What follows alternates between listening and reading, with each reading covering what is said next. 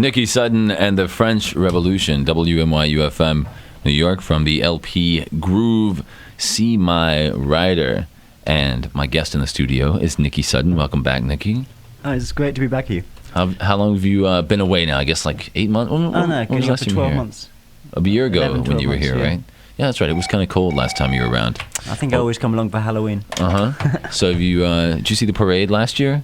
I was actually involved with it. I seem to remember. I went out on Ludlow Street wearing a gold lame jacket. Oh yeah. For some reason, and everyone thought I was dressing up, but it's just one of my normal jackets. So what did you bring for this year's parade? Just my good self. Are you going to be around that long till next Tuesday? I'm leaving on the 5th of November. I have to I'm doing an English tour which starts on the 7th of November. 23-date tour, so I have to fly back on the 5th, arrive on the 6th, and go on tour the next day. Wow. So how are the guys in the band that were here last time?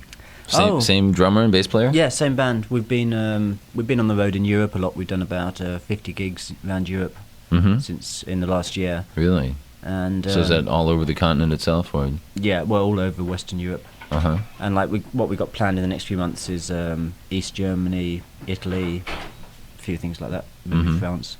Good response as you've gone around the country? Unfortunately not. No. No, we have to sponsor ourselves. Really? Yeah. So but the money's good in Europe. So when you sponsor yourself on the road there, it just means do your own booking and everything? No, I've got an agent in Berlin who does all of Europe for me. And the record company puts up the money for the posters. I think the band put up the money for the plane tickets ourselves, and then at the end we rake in all the cash when the cash arrives. All the cash. Yeah. I just remembered something that was released. I forgot to bring in today, which was an Italian thing. Wasn't there like an Italian live thing or something? What was the deal with that? It was a bootleg. Oh, it was a bootleg. Yeah, it was one of these things they pressed. It was. I mean, I knew about it. It was supposed to be like 300 copies for Italian radio stations, like acoustic side and a live side, for Italian radio stations to play. It was just a 7-inch, right? No, this was an album. And the next thing I knew, it was on sale in all the shops, and they pressed up 5,000 copies, and I'm still waiting to get some money. I see, because we just got a single here in America anyway. Oh yeah, the single was it was some jam. I was in the studio in Milan with some friends, and we just did mucking around, recorded this song, and the next thing I know, it's a single. I mean, I don't know. Even you got a bit of a name, and people just try and make some money out of you. I was a bit annoyed about that. Right. So the LP or domestic LP proper will be coming out in a few weeks' time, months' time. Groove should be out as soon as the parts arrive from England, which should be next week. It'll be out in 2 weeks, 3 weeks. Now this is part of a new deal with a band or a label called Giant here in the States, That's right? Yes. And they're going to do all the Creation material, or can you speak for that? Or? No, what's actually happening is, Giant got in touch with Creation because they really like Groove, my album, and they wanted to release that. And then it led on to them putting in an offer to do like half the Creation catalogue in the States. So I think Giant are putting out 7 Creation albums in the next few months, and a company called Genius, who I don't know, putting out the others. I think they did the Spaceman 3 stuff, Genius, maybe. Possibly, and I think they might do the Jazz Butcher as well. So it's kind of split 50-50 between Giant and Genius. I see. All right, well, some of that business stuff out of the way. We'll get to some more of the aesthetics of Nikki Sudden as we listen to some more of the music from Groove. And I think next we're going to hear the title track. Indeed. Groove. Nikki Sudden and the French Revolution, and you can catch Nikki tonight doing a solo acoustic thing at CBGB Canteen. Yeah, I'm playing CBGB's at just after midnight. And also the Lone Star. Lone Star Roadhouse up on 54th Street at about 9:30. Okay, so we'll talk more about that and more about Nikki as time rolls on in WNYU. Nikki Sudden and the French Revolution, WNYU, the title track of the Groove LP, soon to be available domestically. So save your extra import dollars for something else that comes from some faraway country that will never be available domestically. And Nikki is my guest here in the studio today. We're talking about a variety of things. And I saw you on the train today. We were both going down to the CMJ convention, and I was interested to find out that you're interested in working on your lyrics as sort of a collection of words, and you work on a variety of ways of putting them together. You want to talk about that a little bit? Well, I've been working on this book of my lyrics for about a year now. Because I actually counted them up one day because I was just making a list for my publisher and realised I'd actually had 170 songs released, which I thought was quite a lot. I mean, that's over the last 12 years. So then I thought I wanted to have a record of them for myself rather than just lots of pieces of typewritten paper or notebooks. So I just started typing the whole thing up, which has actually taken me most of the last year, kind of gaps when I've been on tour, so gap 2 months sometimes, 3 months other times. But I've typed up about 170 pages so far, and I'm planning to do it as a book, complete lyrics and some essays I've written. Actually, there's an essay on Robert Johnson. There's one on Jerry Lee Lewis. They've both been printed by magazines in Europe, like one of the national magazines in Germany and one in Italy as well. And I've got to submit them to Spin because a friend of mine who works there is interested in maybe utilising them. And so I wanted to put these in the book as well, and a few other pieces I've written. I haven't even started looking for a publisher yet because I want to have something proper to show them, like the complete thing. But my publisher in Germany has got a publisher in mind who he thinks would be perfect, which is Black Spring Press, who did the Nick Cave King Ink book, right, and Nick Cave's novel. But it just takes so long. I mean, some songs you have to set them out so they look right on the paper. Sometimes it means typing out a song 10 times. I mean, I need a word processor. I've got access to one, but I haven't come to terms with how to use the thing yet. Right. So I just sit in my room, in my study, just typing away. Where do you live in England? The trouble is I don't really live anywhere.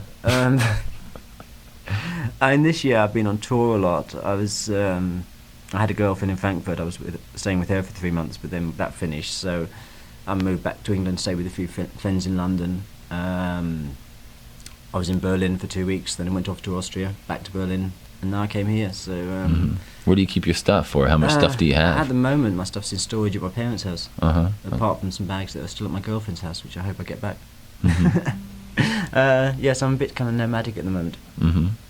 So, well, not that's a bad way to be. In the truest troubadour spirit, I'd say. Yeah. And given that, you also have your guitar today, and I asked you to play something, if you will. Yeah. Well, this song actually is it's a song called Farewell, which fits in with the troubadour thing. I wrote this a couple of years ago, and for some reason I thought I was going to die, which obviously I didn't do. Thankfully. And then a friend of mine was killed last Christmas in a road accident, and I noticed the album was dedicated. yes, the same guy. And, what was his name? Carl Stevenson, friend in Dublin, in Ireland. And a song of mine called The Angels Are Calling was his favourite song ever, apparently. So we were asked to play that at his funeral in a Catholic service at the Mass. So we did that, and his mother came up to us and said, that was so beautiful. I mean, it's kind of myself, some guys in the band called the Golden Horde from Dublin, and some friends of mine from the Waterboys all playing together. And like Bono was there in the church and things, and Paul McGuinness, U2's manager, and it's kind of like this big scene thing because everyone knew Carl. So we made this record, and I put this song Farewell on it anyway, and it's only come out in Ireland so far, but it should be coming out somewhere. Probably be on my next album. Okay, cool. Nikki Sutton, WNYU.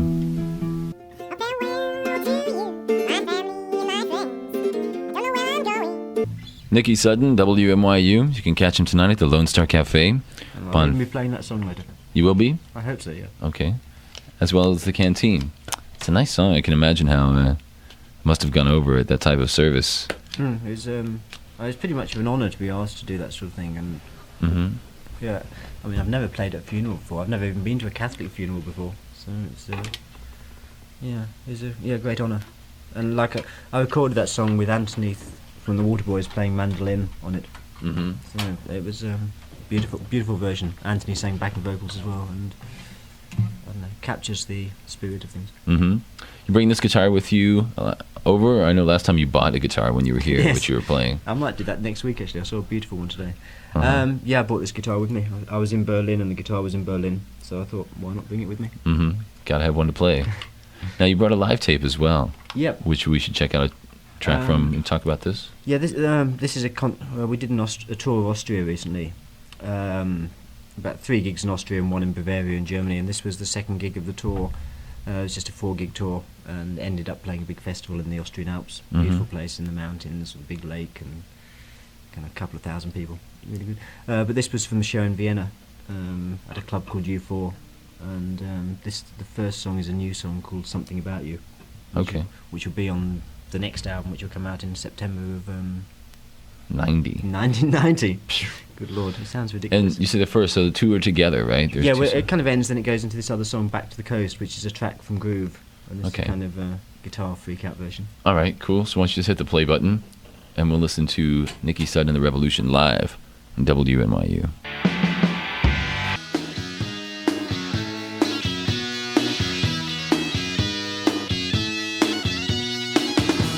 Nikki Sudden, the French Revolution live in, well, it says Wien. That's Vienna, right? That's Vienna. That's the way the locals say it. Mm-hmm.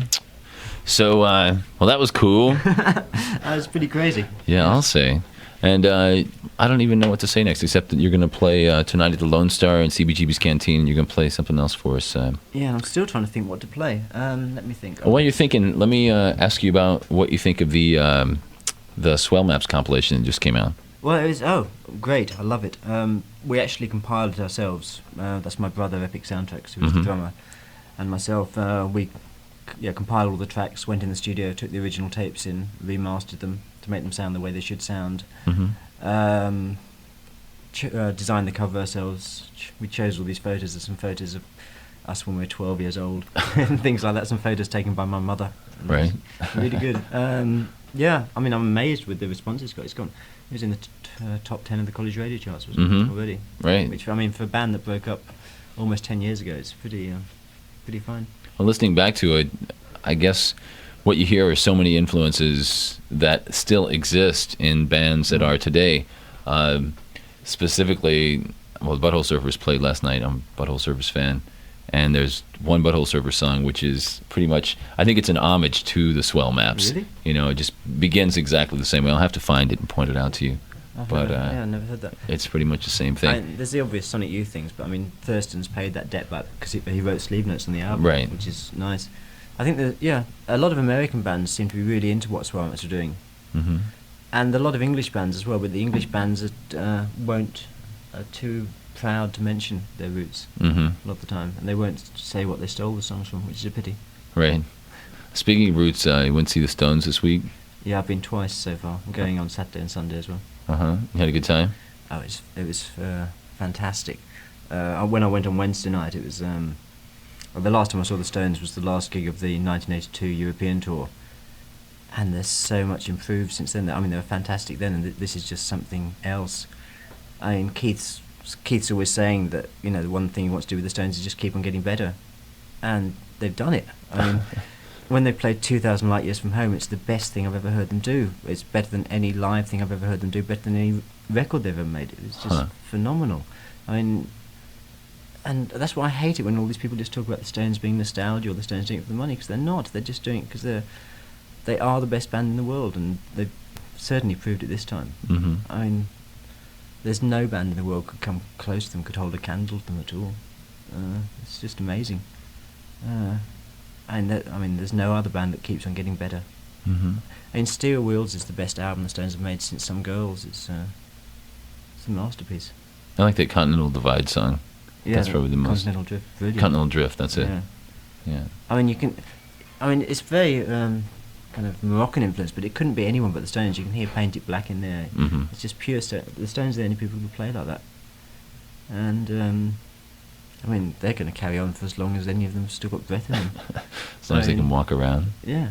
And why not? I mean, Miles Davis is still playing, and no one ever knocks him for playing when he's in his 60s. So why should people slag the Stones off for being in their 40s? It doesn't matter. Right.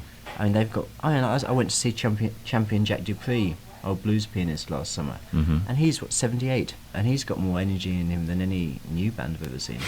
And he's still just hitting the piano keys and boogieing around, and that's how it should be, as long as you've got belief in what you do. Speaking of which, Sunnyland Slim is playing, I believe it's tonight at the Symphony Space uptown, just for that bit of information.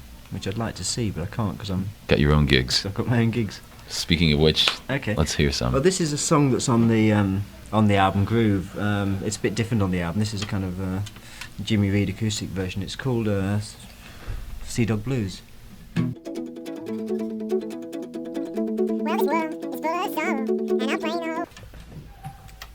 Nikki Sudden, WNYU FM New York. A Sea Dog Blues. You can find the louder version on the Nikki Sudden and the French Revolution Groove LP, which will be available domestically within a few weeks on Giant/Creation, or Creation/Giant, I guess. Something like that. And as we've said a couple of times already, Nikki tonight at the Lone Star Cafe, and then much later tonight down at CBGB Canteen, which will be a hopping spot tonight with Lilac Time. Who are a wonderful band. Baby Flamehead, who were in here a little bit earlier. I believe the Dang Trippers, who are from Georgia. Bill Doreen, who is from New Zealand. Big influence on the Chills and the Bats. Some other people. I've never seen him before, but was Never heard of him before. Told good things about him, and he'll be playing. And it seems like somebody else I'm leaving off. Yeah, some friends of mine. A guy called Mark Jeffrey. Oh, right. Who used to be in the Band of Outsiders. That's right. And his new band, Playtime. And there is a Band of Outsiders LP called Armistice Day out, which was recorded, I suppose, about a year ago around this time, right? November 11th, 88, it says up there. Live at CBGB's. And Nikki, you're on a couple of these tracks. How'd that work out? They're friends of mine. The bass player, Joe Drake, I'm actually staying with in New York at the moment. They just said, Nikki, do you want to get up and play a couple of numbers with us? So I said, fine. I'm actually going in the studio with them next Wednesday to record some tracks. Cool. They just asked if I could play a bit of guitar, so it's always good fun to do things like that. Yes, so they'll be playing tonight as well. And you'll be on around 12:30, 1:45. Yeah, for all the late night birds. Right, maybe 1 o'clock. 12:30 rock and roll time. CBGB time. Right, CBGB which could be any time at all. Exactly. So from here, you're here till what, next week or so? And then Yeah, I'll leave next Sunday. Okay. And then back to Europe for a British tour? Yeah, I'm doing a tour.